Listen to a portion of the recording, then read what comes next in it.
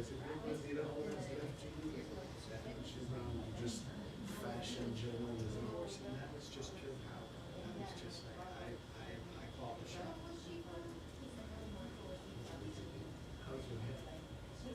How's your husband? In Italy, another region. Italy beat him up. Right, like he was Sicilian. That's crazy. Can I give you my number and you give me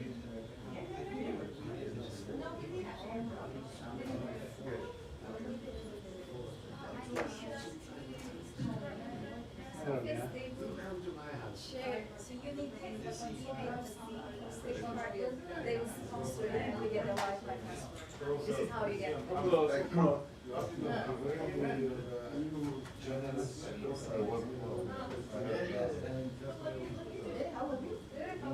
See, everybody comes up here. It's good. Good to see you. How are you, my friend? Hi, Said. Saying you're not ending this war.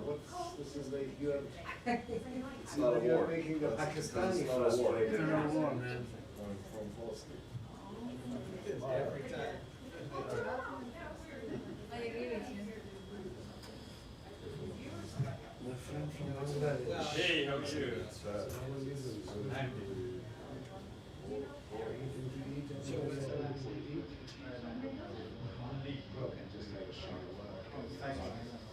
Thanks. So how many assets do you have?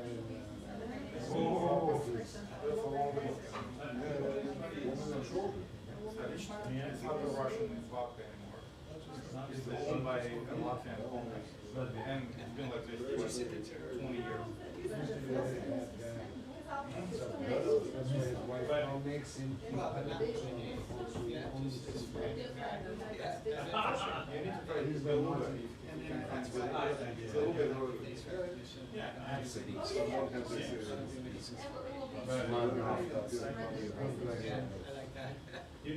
this I stopped 2 years ago.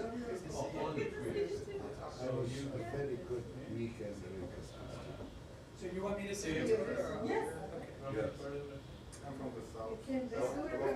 No, I've been here. Here, I lived for 3 months. In Prague? Yeah. I've been there 2 I times. missed When, that. More than anything, more than any of these conventions or debates or anything. Beautiful, especially I like lived I came to meet you in Oh my God, I love the shop, it's very painful.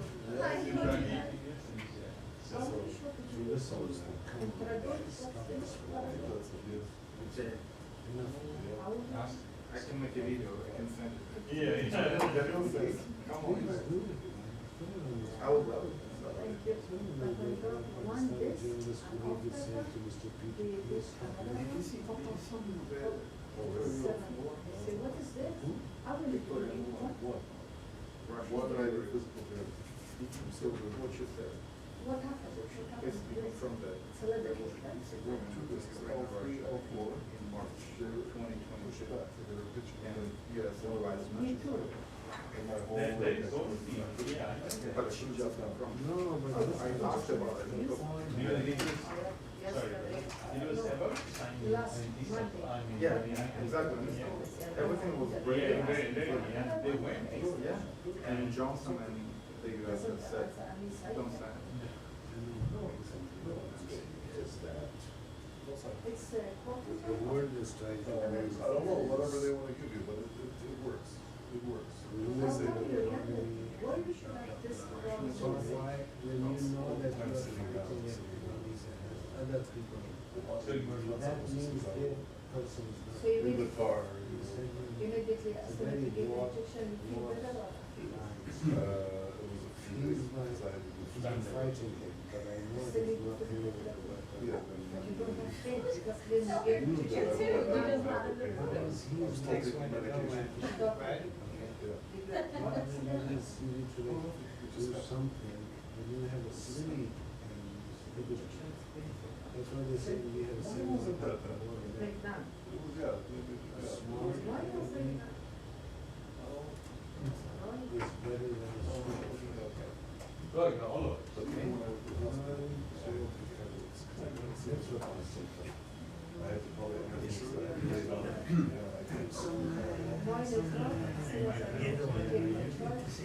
Hi, Alex. Good for you. Yeah, they call me. How are you? Not bad. Your grandchild. Say, how are you? When I call you, you are my bitch. Call me.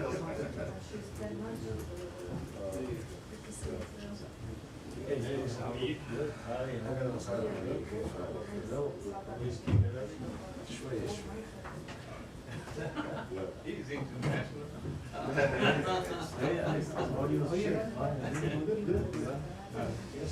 Then we'll see you. We'll see if that's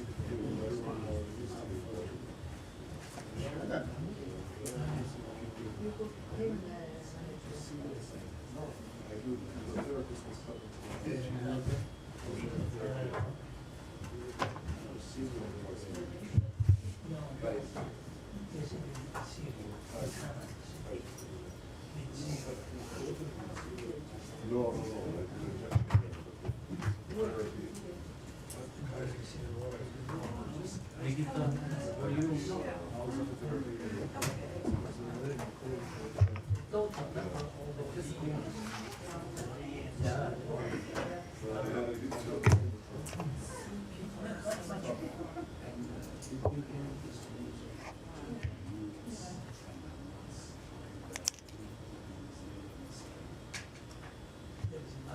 You can he's kind of a sitter. Let's do it. Good, good. Then you can be free.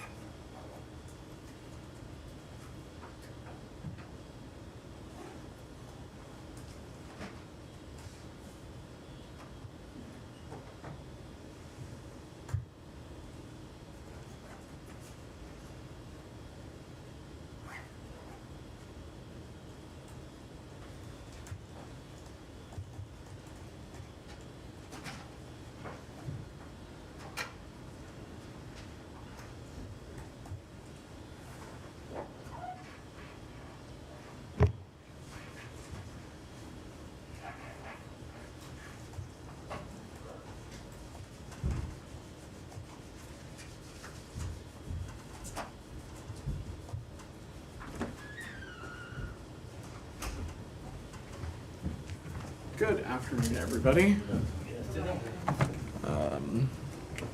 I don't have anything off the top. Simon, do you want to kick us off? Yeah, sure. Could we go to the West Bank? Sure. And the killing of a American citizen. Could you tell us a bit more after the statement that was put out on Friday? Is there any more you can tell us about this incident and what you've been able to find out about it? So I don't have any additional information for you, Simon. We, as we said on Friday, we are aware of the very tragic death of an American citizen, Aisha Noor, as IG, in the West Bank, and we offer our deepest condolences to her family and her loved ones. We have urged a swift, thorough, and transparent investigation, and are urgently working to get more information as possible as it relates to the circumstances of her death. We have no higher priority than the safety and security of American citizens, especially those that are abroad. Our understanding is that our partners in Israel are looking into the circumstances of what happened, and we expect them to make their findings public, and expect that whatever those findings are, expect them to be thorough and transparent. But I don't have any additional information around the circumstances beyond that, Simon. You said you're urgently working to get more information. What does that involve? Who are you talking to? So obviously having conversations with partners in the Israeli government, and as well as the deceased individual's family. But I don't have any, I didn't say that to mean that there is some sort of separate American investigation or anything like that. We are simply just trying to gather some more information and understand that there is a sort of formal process that we expect our partners in Israel to announce their findings of. Why wouldn't there be an American investigation into the killing of an American? So that process would not live at the State Department, should there be one. Of course, when American citizens are killed, especially abroad, that is something that would happen at the Department of Justice. I'm certainly not going to speak to that process or speak for another agency. We have focused our efforts on providing appropriate consular services for this individual's family, and supporting them in that process, while also working with our partners in Israel to try to get any additional information that we can as it relates to what transpired. And we're hoping that it can be made public as soon as possible. A lot of people looking at this incident have pointed out what seems to be a double standard or a different treatment of this death, death of an American citizen at the hands of Israeli forces, to other incidents where Americans have been killed in the conflicts in the Middle East or injured. Obviously there are different circumstances, but the president in relation to an attack by Iranian proxies earlier this year said, "If you harm an American, we will respond." Does that apply in this case, or are we talking about a different standard? Well, it's clear to anybody, Simon, that what the president was talking about in that context was a terrorist attack or a direct attack from a state or non-state actor that intentionally was conducted to put Americans or American citizens in harm's way. And of course, when it comes to the protection of our citizens and our personnel, and if they are targeted, we of course will take appropriate action. As it relates to the events on Friday, we are still gathering information as it relates to what transpired, what happened, and as tragic as it is, and it is tragic anytime anybody loses their life, any civilian loses their life. For people who work at this department, it is especially tragic when an American citizen loses their life. But we still don't know with full certainty what transpired and what happened, and that's why we are working to get as much information as we can, as well as encouraging our partners in Israel to quickly and robustly conduct and conclude their process and make their findings public so we can understand what happened. And should whatever happened deem that there be appropriate accountability, the United States would certainly expect that as well. Going back to what I was saying before, it is of course tragic when any civilian loses their life. But it is important to note what you said, Simon, which is that each circumstance is different, and it is really important to keep that in mind in these processes. The way that you're describing that sounds like you haven't sort of obviously you don't know exactly what transpired, but do you have doubt that it was an Israeli bullet? I am not going to get ahead of a process here, Simon. Obviously, there has been a great deal of open source and public reporting and eyewitness reporting about what transpired on Friday, and I certainly will let those comments and those reportings be. But I think most important is to let this process play out, for the facts to be gathered and for those to come to light. And I will just leave it at that. I'll let my colleagues go. I'm going to go to Nadia in the back, and then you. Go ahead. Thank you, Vedant. So you say you're still seeking more information regarding killing of Ayşenur 3 days after her killing in the West Bank. Actually, all the information available indicate that she was killed by an Israeli sniper. Eyewitnesses say that she was killed by an Israeli sniper. Autopsy report say that she was shot in the head by an Israeli sniper. Your ally, NATO ally, Turkey, says that she was murdered by Israel. So what sort of information you are looking for? Do you have any doubt that she was killed by Israel? I appreciate all that you're sharing, but there is a process that we have to respect and let play out here. Our partners in Israel have indicated that they are conducting a process and that they will make public their findings. Again, we expect that to happen as swiftly as possible, and we expect that process to be thorough. We expect that process to be transparent. Of course, eyewitness reporting and facts from those that were there are, of course, important, but there are, of course, other factors that go into such a finding, and we're going to let that process play out. I understand how troubling this news continues to be. It's troubling for all of us as well, but it's also important that we not get ahead of the processes that are laid out. But you were very quick to determine that Israeli-American Hersh Goldberg was killed by Hamas in Gaza. And have you ever sought for further information regarding his killing? And if, why haven't you shown the same quick response and reaction to the killing of Ayşenur? So, respectfully, Rabia, I understand that how tragic this loss of life was, and how deeply heartbreaking it is for so many people. But as I said to Simon, each circumstance is different, and let's be really clear and make sure that we are not conflating the direct murder of American and Israeli citizens, hostages, being held by a terrorist group, being murdered by members of Hamas.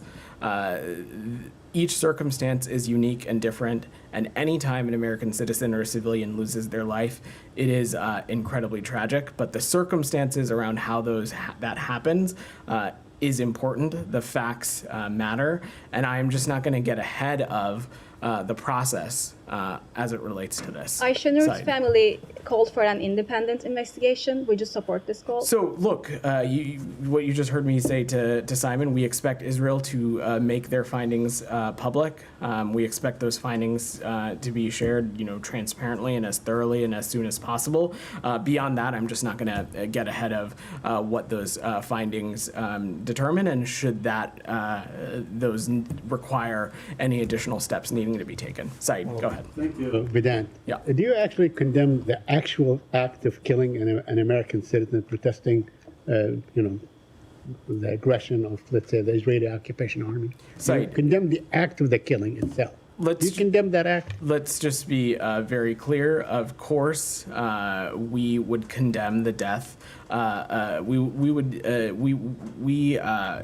death of any American citizen is heartbreaking. But let's be just very precise and clear that I am not going to speculate on what transpired on Friday, as those facts and those processes are still being determined and adjudicated, and we're going to let that process play out. It is troubling. It is tragic, and it certainly there is a responsibility here to share as much information as possible, so that Miss IG's family has the most appropriate accounting of what exactly transpired and what happened here. But Saeed, there is a process, and I'm just not going to get ahead of that. And I will, I'm not going to speak on behalf of our partners in So Israel. you actually condemn the act of the killing, of the murder of an American citizen? Of course, Saeed, the murder of any American citizen we would take issue with. Oh, okay. So let me just follow up. In Beta, there are protests in Beta every day. And in fact, 14 have been killed in the last maybe 12 months or so in Beta. It's a very peaceful protest. There's never any stones thrown out and so on. There are actual eyewitnesses that saw exactly what happened. So do you suspect that maybe there's some entity or some other person that have fired the shot other than an Israeli soldier? Zaid, I think you and other colleagues, of course, this is your briefing. You can ask as many questions as you would like. You can ask the same questions as many times if you would like. That's not going to change my answer, which is that, one, around the specifics of what transpired, important work is continuing to being done to ascertain what exactly happened, and we are going to let that process play out. As I've said, as it relates to making those findings public, we expect that to happen as soon as possible. We expect that process to be thorough, transparent, and it to be as robust as it can be. But beyond that, I'm just not going to speculate from up here what happened or why or any of the reasoning side.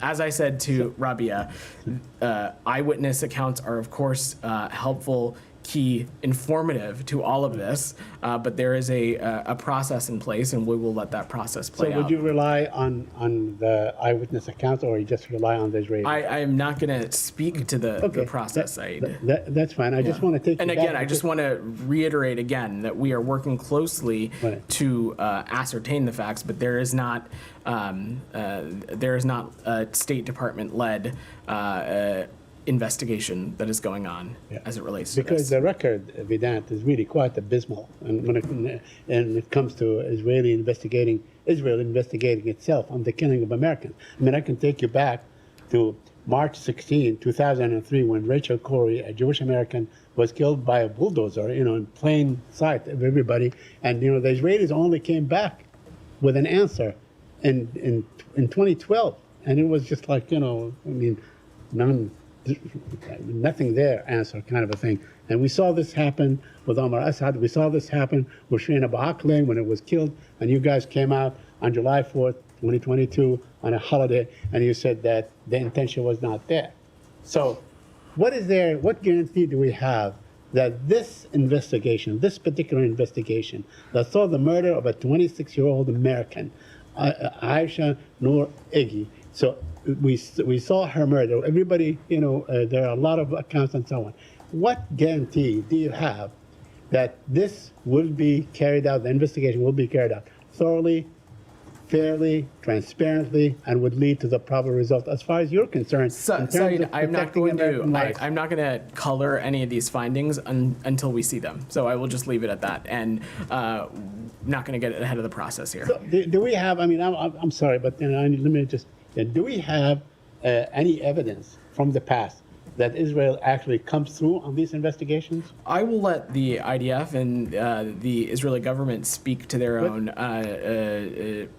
accountability processes side. I'm not going to get into that, but at every possible measure we reiterate the reminder to that civilian deaths need to be minimized, not just in Gaza, Right. but also when actions are being conducted in the West Bank, that it is critical and vital to peace and stability in the region, taking that moral and strategic imperative. My last thing on this, I mean, when it comes to the Israeli killing of Americans, Americans that are being killed by Israel and their families, they feel that these Americans are the children of a lesser God because Israel is committing the crime, Israel is committing the murder.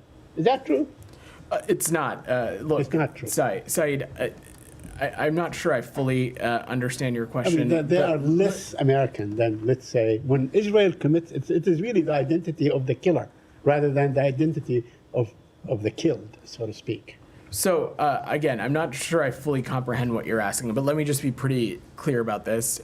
In this context, in any context, to this government, to this State Department, an American citizen is an American citizen. A blue passport holder is a blue passport holder. Whether they are a Palestinian American citizen, a Turkish American citizen, an Israeli American citizen, the front part of that that nomenclature is not nearly as important to us as the second half, and the fact that an American citizen is an American citizen, and we take this and we take the safety and security of American citizens incredibly seriously. It is. We spend a lot of time up here talking about foreign policy priorities and national security and our hopes for the world when it comes to foreign policy priorities. But I will tell you that for Secretary Blinken, for President Biden, there is nothing more important than the safety and security of American citizens. So Israel gets no exceptionalism. Go ahead, Brian. Thank you for that. Yeah. You said you'll look for more information from an independent Israeli investigation. That's been the same U.S. posture for Hindujab, who was killed 224 days ago. To Ravi's question, how can Aishanor's family take an investigation seriously if it's conducted by the perpetrator, and, moreover, if they've continued delayed and reportedly lied to the U.S. about their investigation into Hindujab? Well, that is exactly why we have called and have continued to call for these processes to be as swift and as thorough as possible, and we have that same expectation here as well, and we'll continue to press. It's been 224 days since Hindujab was killed, and in the same instance, for example, we've seen open source reporting, eyewitness accounts that evidently show a potential human rights violation.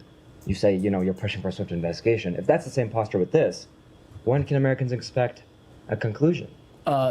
Any American can expect that this administration and this government will do everything we can to ascertain and gather whatever information is required. And I'm going to let that process play out. Israel? I don't have any policy announcements to make, Prem, but we will continue to raise this directly with our partners in Israel, and that work has been ongoing. Okay, wait, one more question. Sorry. Thank you very much. Thank you, colleagues. To Saeed's question, the U.S. says it demands respect for press colleagues. Then Israeli forces kill our colleague Shireen Abu Akleh and scores of Palestinian journalists. The U.S. says it supports aid workers. Then Israeli forces kill American Jacob Flickinger and plenty of other aid workers, including Palestinians. The U.S. says it condemns illegal settlement activity, and then Israeli forces kill Aishanor Egi, Rachel Corey, and scores of Palestinians subject to settler violence. Another New Jersey teacher last month was shot by Israeli forces as he did the same thing Aishanor was doing. How many more Palestinians and how many more Americans killed, violated will it take before this administration actually does announce a policy change? So, Prem, I will say this, that one of the reasons we are so squarely focused on working to get a ceasefire deal is because of the calm and the stability and the potential it has for that, not just in the immediate Gaza Strip and the surrounding areas, but the region broadly, and the benefits that it could have when it comes to peace and stability and calm and the reduction of tensions in the West Bank as well. Certainly, the death of any journalist, aid worker, civilian, whether they're an American citizen or not, is heartbreaking. And it is there are no words. There are no words for the pain that it brings, especially for these individuals' families. But we will continue to stress directly to all that there is a moral and strategic imperative to minimize the impacts on civilians, and we will continue to press on that as aggressively as we need to. Go ahead. You had your hand up. Yeah. I want to stay in the West Bank, but I will go to the current escalation there. Yep. And today, the Israeli finance minister put a tweet on X, if that expression is correct now, but he said literally that it's the mission of his life is to create reality on the ground to block any future Palestinian state. So, I mean, what he means about two-state solution, he want to kill it. And during the latest security operations, Israeli security operations in Jenin and then in Nablus, it was accompanied and in parallel by settlers' violence, seizing of land, etc. And I looked through my emails this morning to see if there is any response from the State Department regarding Smotrich, and I didn't find any. Are you okay with his statements? Certainly not. Look, that is the kind of rhetoric we would take issue with because a two-state solution and the work being done to get there is so vital to our approach to the Middle East and what we hope to see for the region. Our focus, however, is on the policies and on engaging with this government, this government in its totality, not just one-off colorful characters who might make up certain sectors of this government. And so that is the task at hand and what we're focused on. More specifically, as it relates to destabilizing actions in the West Bank, whether it be additional settlement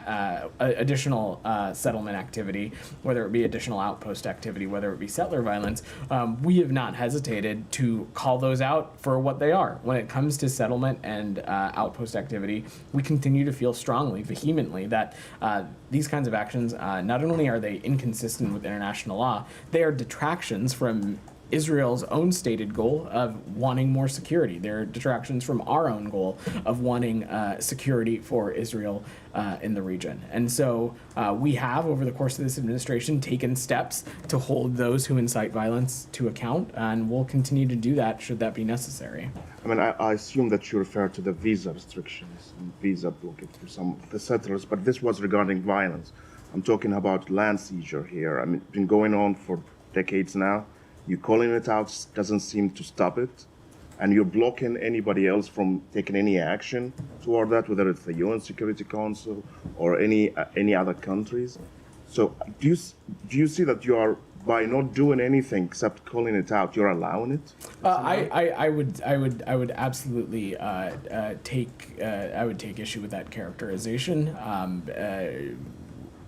We have and will continue to have tools in our disposal, whether it's visa restrictions or not. They are actual levers that this government can pull, and when we see things like settlement activity or outpost, we're not hesitant to raise them immediately, and just make clear how problematic this kind of behavior is, not just for Israel's overall security, but for what we are trying to focus on right now, which is getting a ceasefire deal across the finish line. Thank you. Alex, go ahead. Thank you. A couple of questions on Ukraine.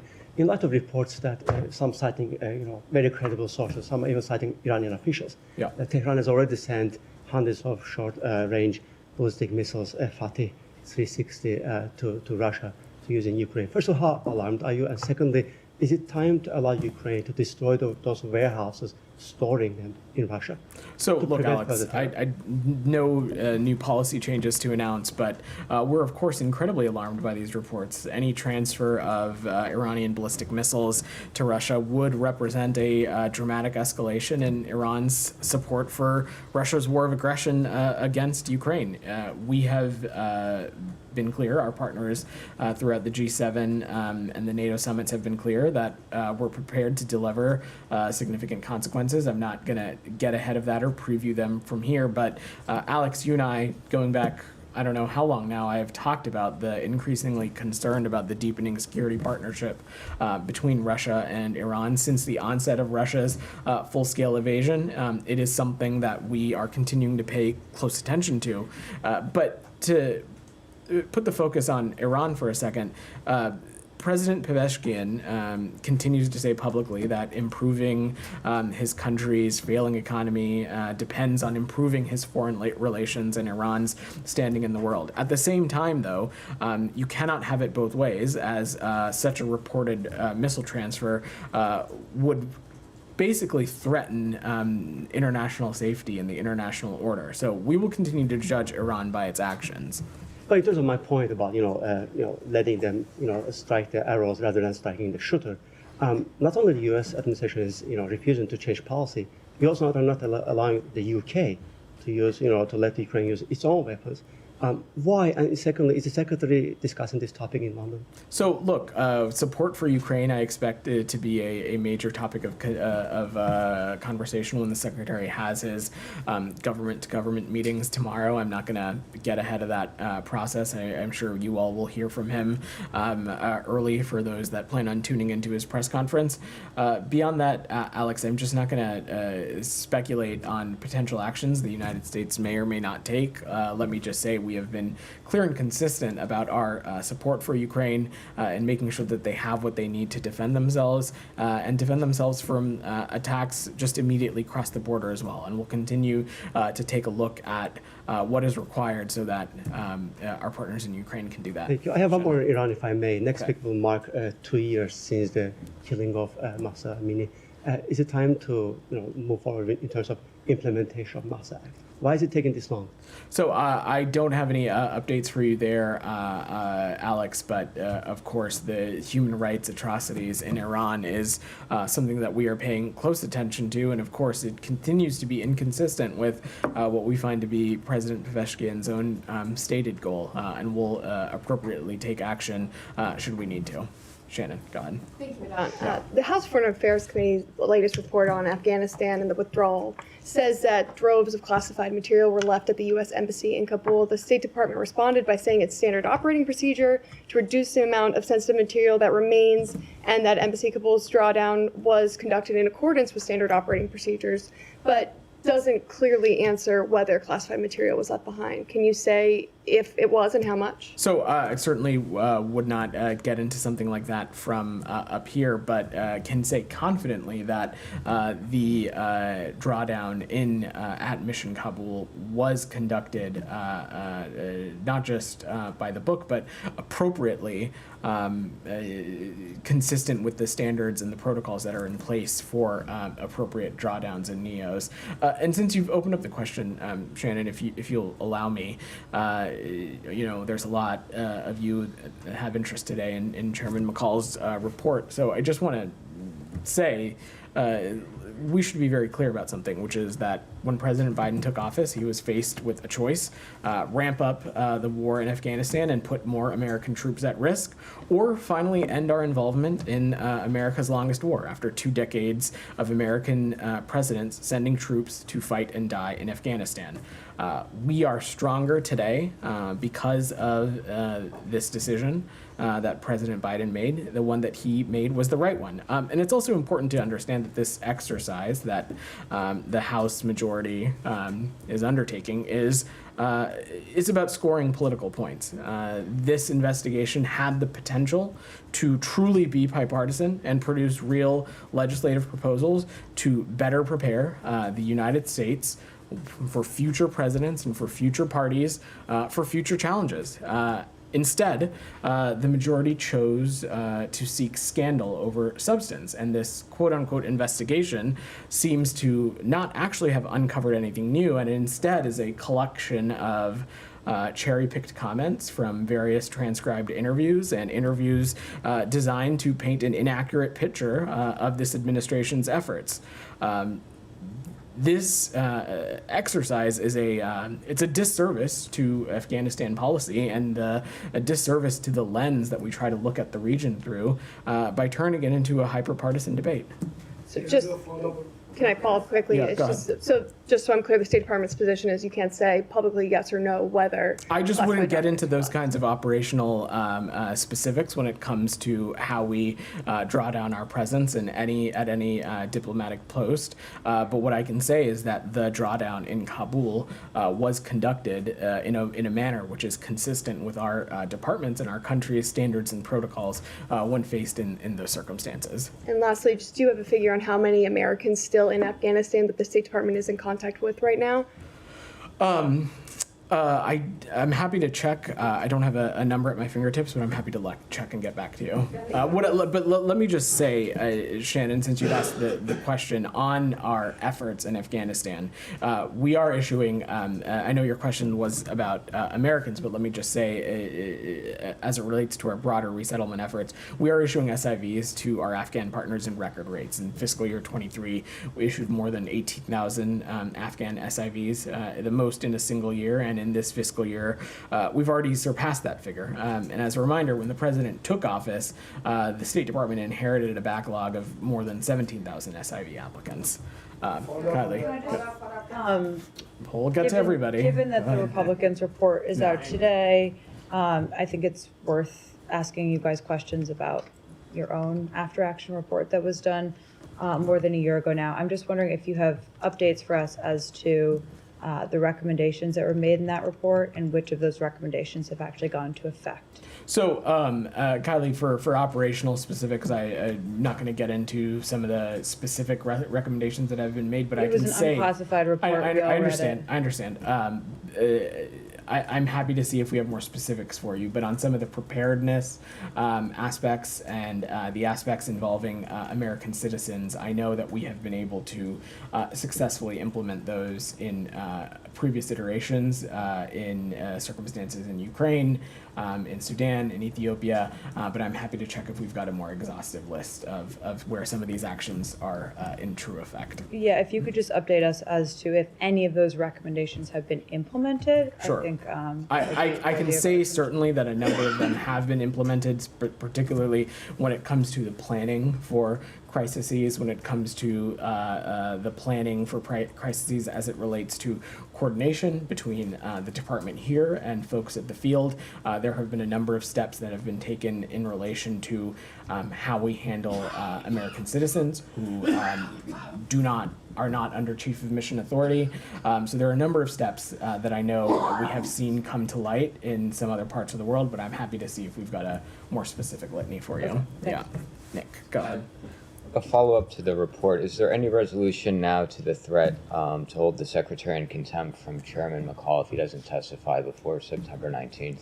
Or is that so I think that's a better question for Chairman McCall. What I can say is that to say that this department and this secretary haven't engaged with the committee and haven't engaged with Congress on its legitimate oversight responsibilities are inaccurate.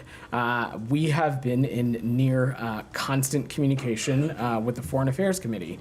We have provided more than 23,000 pages of documents to Congress, conducted 9 high-level briefings for committees and members of the House and Senate.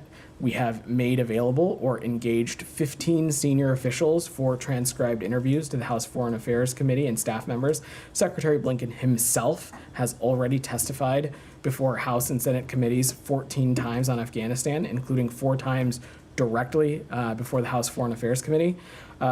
The majority isn't truly interested in legislating on Afghanistan policy. If they were, they would have sought to speak to the secretary long ago. They would have sought to speak to him to get his input as it makes this report, which is purportedly supposed to be this big reflection on Afghanistan policy and work being done in the region.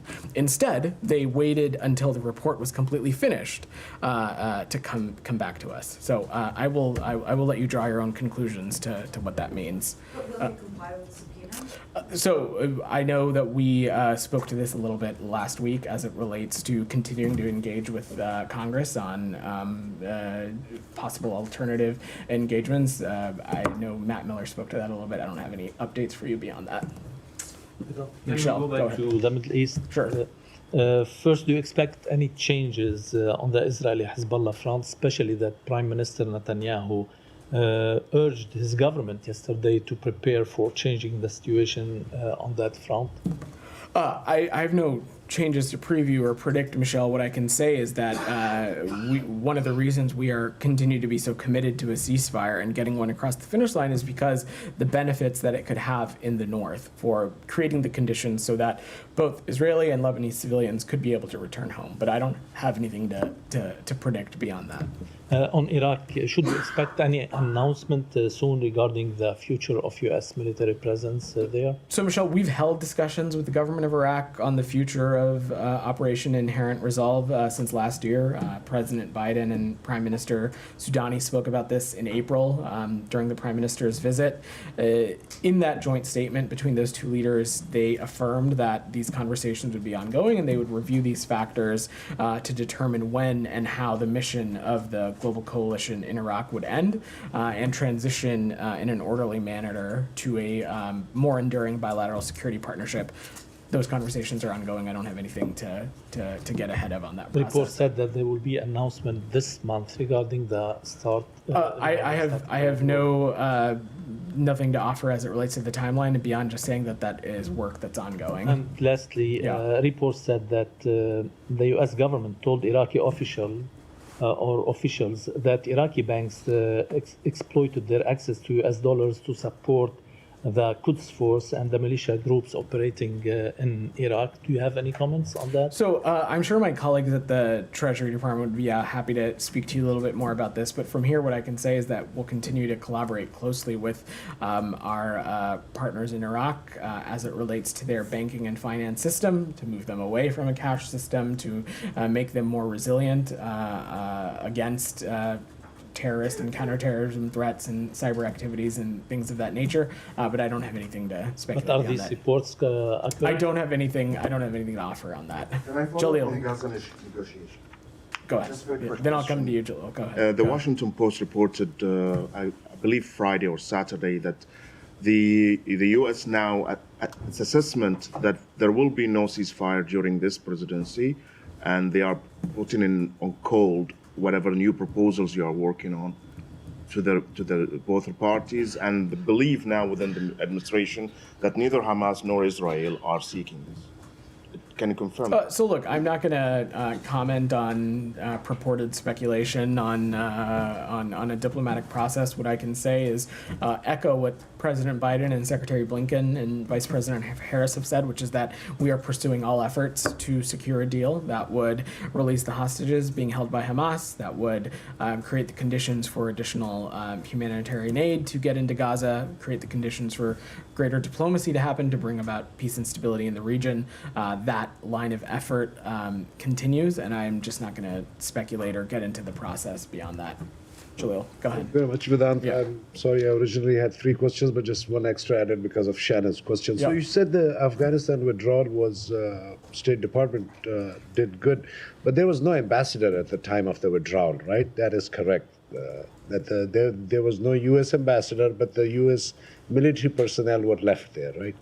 I'm not sure how you mean, There was no Jalil. ambassador, U.S. ambassador at the time of the U.S. withdrawal under President Biden. Sure, at the onset of this administration, yes, there was not a Senate-confirmed ambassador to Afghanistan, but that is frankly a little bit besides the point, because when it comes to any diplomatic facility that we have around the world, not only do we have robust teams in place, but when there is not an ambassador there, there is a charge d'affaires, that is the senior most diplomatic person on the ground leading the efforts, leading the chief of mission. That continued to be the case in Afghanistan, and there were a number of individuals who actually came out of who came out of retirement, rejoined government service to help lead these final months, including Ambassador Ross Wilson, who was the last and senior most civilian on the ground in Afghanistan prior to the withdrawal.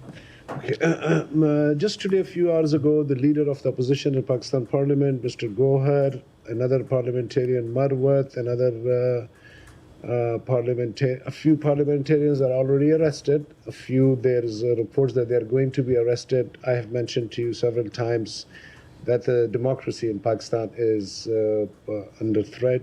Do you have anything to say about these arrests, or I will let see the democracy bright in Pakistan? I will let the Pakistani justice and law enforcement system speak to any of those issues. Go Okay, ahead. just one last one with them. I'm gonna work Just the one room a little about bit. a You got journalist. two About a already. journalist. You got About a two already. journalist. Go ahead. Yeah. I have two questions, one on Venezuela, one in China. Sure. The first one is, over the weekend, Edmundo Gonzalez seek asylum in Spain. What's the reaction from the United States and the worries? So, look, let's not forget that the Venezuelan people overwhelmingly voted for change. But the repression and crackdown on human rights and the threatening of opposition officials that we're seeing all around Venezuela has forced the winning candidate, Edmundo Gonzalez, into exile, as Maduro has and continues to kill or jail thousands of Venezuelans. Our intention, the United States, is to continue to support the winners of the July 28th presidential election and collaborate closely with our international partners to achieve the goal of a peaceful restoration of democracy in Venezuela. That is the Venezuelan people's aspirations. On China, late June, 4 American instructors were stabbed in China. Yesterday, the Chinese Communist Party singled out a member of the U.S. mission in China for attack. What actions is the U.S. government taking to protect American citizens and diplomats in China? So, look, any threat against chief of mission personnel, this is something the U.S. government would take seriously, and any potential threat against other U.S. personnel, we would take that incredibly seriously. Again, we take the safety and security of American citizens overseas to the highest priority, and that includes, of course, those working in our department as well. Nick, yeah. Go ahead, Simon. Then I'll come back to you. On the Venezuela questions. After the election, you said that Gonzalez was the winner, but you haven't said that you recognize him as president-elect. Is that still the case? So look, when we're talking about what happens next year, Simon, or what should happen next year, is that the regime needs to form and have some sort of transition back to democracy. What that exactly looks like needs to reflect the will of the Venezuelan people. We're not going to be prescriptive about it from here. Certainly, though, from our assessment, Mr. Gonzalez was the winner, and that is why, for so long leading up to this point, Simon, we called for the tabulations and the vote counts as it relates to this to be made public. Obviously, those tabulations don't seem to be forthcoming. You've been kind of referring to the regional countries to try to get some movement on this, but doesn't the fact that the person you say won the election has now fled the country, does that sort of mark that your approach to this has basically not been successful, and maybe you need to switch to a new approach? Not at all, Simon, because nothing is off the table, and in close coordination with our partners, including those that we engage with regularly on this, we're considering a range of options to demonstrate to Maduro and his representatives that their misgovernments, their crackdown on human rights, their disregard for democracy and free and fair elections has real and legitimate consequences. I'm not going to preview or get into those from here, but we have and will continue to enforce appropriate action in Venezuela consistent with the actions and non-actions taken by Maduro and his people. Go ahead, Nick. Following up on Afghanistan, because you mentioned Ambassador Wilson, and this report is particularly critical of him, saying, among other things, he took a 2-week vacation the last week of July and the first week of August as Afghanistan was crumbling, that he fled the embassy ahead of the embassy staff to go to HKIA, and that he had COVID during the evacuation and covered that up and got a Foreign Service officer to take a test for him in Doha, so that he could return to the United States. Do you have any response to any of those accusations? So I'm just not going to get into a tit for tat with the House Foreign Affairs Committee, but what I can say is that it is not my understanding that he was on vacation at the beginning of August. Beyond that, I will just echo what I said previously about Ambassador Wilson, that this is an esteemed individual, a decorated Foreign Service officer, a decorated senior Foreign Service officer that so many colleagues here hold in the highest regard, who came back into government service to help lead this process. Him, along with a number of other senior leaders across the department that stepped up in a time of need, and he should be commended. And let's again not lose sight of the fact that when we're talking about Afghanistan, we're talking about Afghanistan policy. What administration it was that signed the Doha Agreement, what administration it was that left a backlog of 17,000 SIVs, that left Afghanistan policy in a place so that this administration could not start its transition in an appropriate time. Go ahead. Thank you. Already 1 month, Bangladesh has an interim government. How does the U.S. plan to engage with Dr. Yunus-led Bangladesh in the aftermath on the unrest on August 5th, especially to democratic election? And secondly, there have been claims about Chinese influence in Bangladeshi recent student protests. How does U.S. assess this situation, and does it perceive any strategic concern in the region? So, look, we're continuing to monitor the developments in Bangladesh closely. We continue to be ready and eager to work with interim government that's led by Dr. Yunus as it charts its democratic future for the people of Bangladesh. Beyond that, I'm just not going to speculate. Thank you. And some Indian media outlets have suggested U.S. involvement in the anti-government protest in Bangladesh. While India has historically been a close ally of the outstate government, could this allegation strain U.S.-India relationship? So I've not seen those reports, but what I can unequivocally say is that they are not true. That's probably why I've not seen them. Then finally, Nazira, go ahead. Final question. I got to work the room. Nazira, go ahead. Thank you. Thank you. Yeah. As you mentioned a lot about Afghanistan, there are so many problems, especially regarding women. Nowadays, bunch of Afghan professors and teachers send me a letter, bunch of signature. The Taliban don't give them retirement, and this former retirement teacher and the other category, they want money. They are very old. I don't know it's related to the State Department or not. They ask me, they have a high expectation to pass their message to this. So I'm not sure I totally caught that, but let me just let me reiterate something you've heard me and so many others say, that when it comes to our Afghanistan policy going forward, one of the things that is key, is central, is our support for Afghan women and girls, and anything that the United States can do as it relates to making sure that the Taliban takes steps to change its behavior. The Taliban has stated that international recognition is their own stated goal. That is not going to happen as it continues to keep 50% of its population behind. It continues to keep 50% of its population in the dark. And so we, in close coordination with allies and partners, will take appropriate action if we need to. In the back. Thank you. Yeah, go ahead. Thank you. The Israeli foreign minister declared that the forced displacement of the people in Gaza should also happen in the West Bank. Despite of this seriousness statements, we didn't hear any condemnation from U.S. Special concern. We have time and time again said that forced displacement of the Palestinian people, whether it be in Gaza or whether it be in the West Bank, would be inconsistent with what we want to see in the region. And it is certainly inconsistent with the principles that Secretary Blinken laid out in Tokyo in last December. Excuse me, go ahead. just, I got to work the room. Okay. Go ahead. Both yourself and Mr. Miller have talked about these ongoing investigations when it relates both to the death of U.S. citizens as well as international humanitarian law. One of the things that was mentioned when the NSM-20 report came out was that it was inconclusive because there were no U.S. State Department personnel on the ground to verify those claims. Has that changed? In Gaza. In Gaza. Correct. Yes. Has that changed, and what would be the conditions to put State Department personnel on the ground to actually finalize some of those reports? That has not changed. And I think when President Biden has said no boots on the ground in Gaza, it is pretty clear. I'm not going to speculate on what would be required for those circumstances to change, but that is correct. We do not have personnel on the ground in Gaza. So those reports can't be Thanks, concluded? everybody. I'm going to wrap there.